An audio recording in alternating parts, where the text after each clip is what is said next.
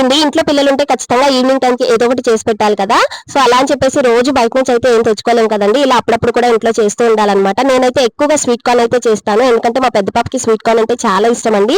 మీ పిల్లలు ఎక్కువగా ఇష్టంగా ఏది తింటారో ఖచ్చితంగా కమెంట్ అయితే చేసి చెప్పండి.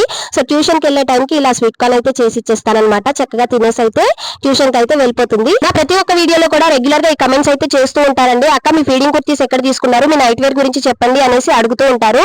నేనైతే ఈ మధ్య కాలంలో ఎక్కువగా ఈ ఫీడింగ్ కుర్తీస్ యూస్ చేస్తున్నానండి, ఎందుకంటే నాకు చిన్న పాపకి ఫీడింగ్ ఇవ్వడానికి చాలా కంఫర్టబుల్ గా ఉన్నాయన్నమాట. అండ్ రీజనబుల్ ప్రైసెస్ లో కూడా నేను తీసుకుంటున్నాను. నార్మల్ గా మనం యూస్ చేసే నైటీల కన్నా ఇవి వచ్చేసి యూనిక్ గా ఉంటాయండి, చూడడానికి కూడా కొంచెం డిఫరెంట్ గా ఉంటాయి అనమాట. సో మనం ఈజీగా బయటికి కూడా వేసుకొని వెళ్ళిపోవచ్చు అనమాట. నేనైతే 4 అయితే తీసుకున్నాను. సో నాకు ఏది బాగుంది అనేది ఒకసారి అయితే కమెంట్ చేసి చెప్పండి.